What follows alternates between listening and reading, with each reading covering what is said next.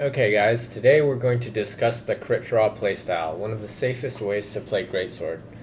I'll show you the core skills, armor build, and then do motion value comparisons, which I think you'll be surprised by. So the critdraw playstyle revolves around draw attacks, where your character attacks out of the sheathed weapon state. And it may seem simple, and it is kind of a simple hit and run playstyle, but the new switch skills and decorations from Sunbreak allow us to make it more complex than it ever was in Iceborne. So let's move on to the build. For this build, we're going to use the Malzeno helm, Archfiend chest, Malzeno braces, Scholarly waist, and Malzeno greaves, and any talisman with 2 level 2 slots. So I've made it more flexible than my last video. And we'll be using the Kimura Greatsword with a level 4 slot, a level 2 slot, and decent purple sharpness.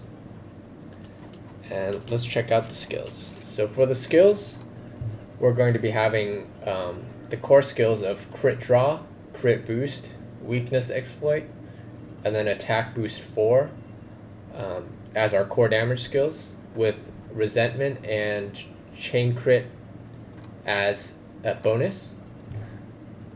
And with the comfort skills, we have quick sheath, focus, blight resistance, and Wirebug whisperer, which is actually important for more draw attacks. And then stun resistance, flinch free, and evade extender are basically mandatory. Oh, and I've also included Master's Touch level 2 since the purple on the Kimura Greatsword is not the longest. And then with the switch skills, I've kept it pretty simple with tackle, rage slash, charge slash combo, adamant charge slash, and power sheath on the first scroll. And then on the blue scroll, the only difference is true charge slash. And we'll discuss more on charge slash combo versus surge slash combo in depth in the training room. I've included several build variations in the video description, one with a max level Master's Touch, and another with Punishing Draw level 3.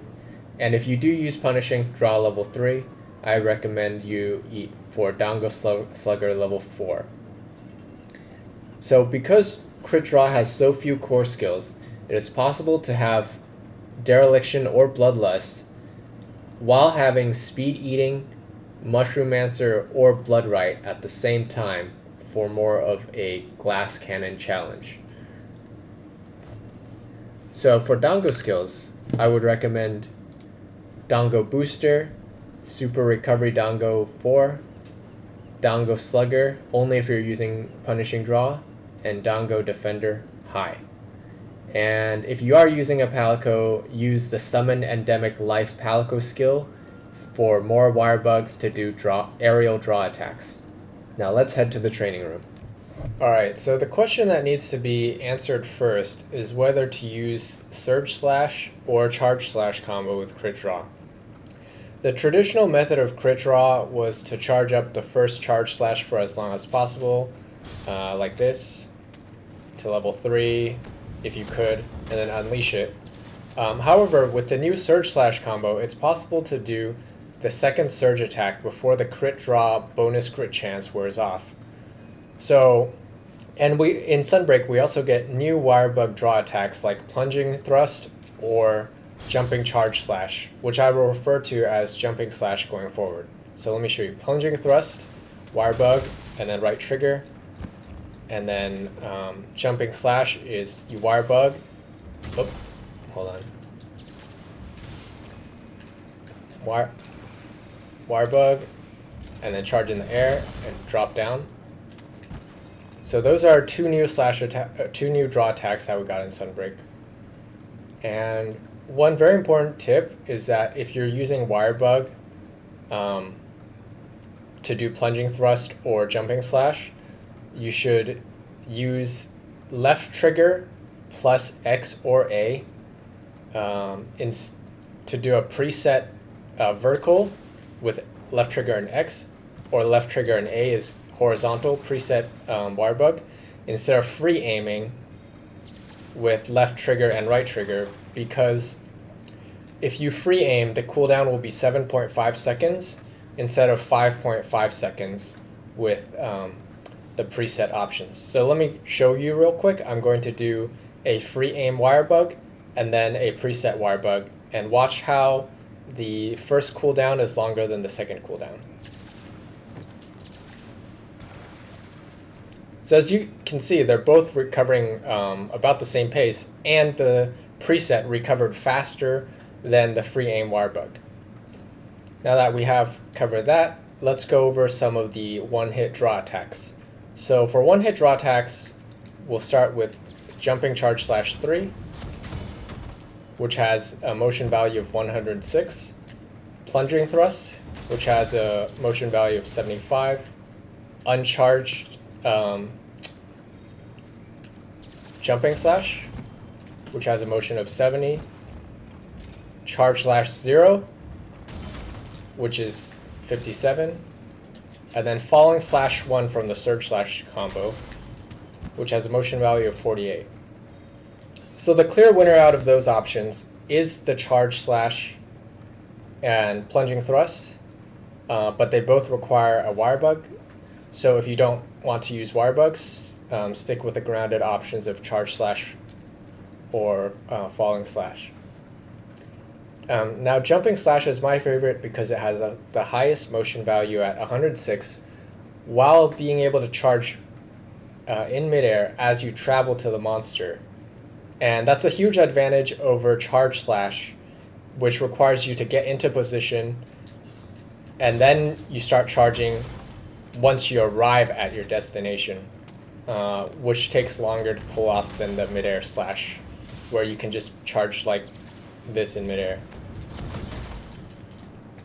So for moves to take advantage of short openings, this is where focus will come into play for jumping slash, because a higher level of focus will ensure that you have that level 3 charge before your character hits the ground. So right now I have focus 3. If I charge in midair with focus 3, I'll be able to hit the head off my highest Wirebug slash. However, if I don't have focus, my character will be around ground distance by the time he reaches full level 3 charge.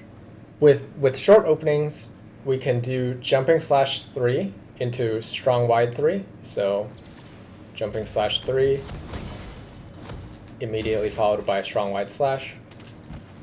We could do plunging thrust into strong wide, which is much faster to execute, and also still gives us that crit draw bonus. We can do jumping /0 into strong wide. And then we could also do, I would consider charge /3 to be a short opening move because it takes so long to charge up. Or we can do falling /1 into any of the other second surge slash attacks. So falling /1 into falling /2, Wirebug out. Could do falling /1 into rising slash. And the benefit of surge slash combo is that it allows you to break your crit draw attack into two hits, the first hit and the second hit. And so if you find that you're in danger, you could just bail out after doing the first hit, as opposed to the charge slash where you're just stuck in place until you unleash your attack. And we've all been there where we overcharge and we realize the monster's about to hit us and have no time to bail out. So surge slash is slightly safer, but it does eat up more sharpness. If you like playing with Bloodright, I definitely recommend surge slash because of the part breaker bonus coming from the rising slash chain of attacks in surge slash.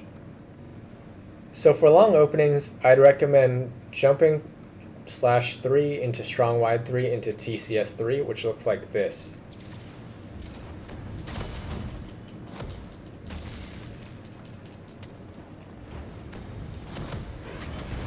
And it takes a very long time to pull off, but if you have the time to do it, it will give you 508 motion value total.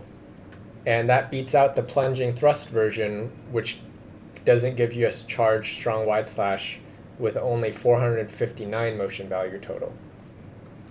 The advantage of opening with jumping slash over, let's say, adamant charge slash when a monster is down is because with jumping slash, you'll be at full charge before you reach the monster. Whereas with adamant charge slash, you have to reach the monster, start charging, and then unleash.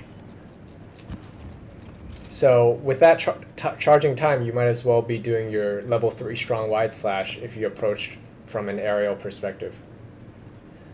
So adamant charge slash does have its use. It's good for shorter openings when you can't fit in a strong wide slash, and that could take up more time than the monster is down for.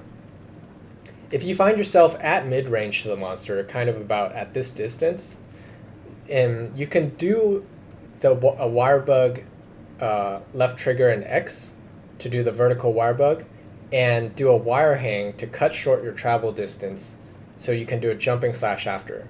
It looks like this. The wire hang will cut short your travel distance and won't let you overshoot the monster.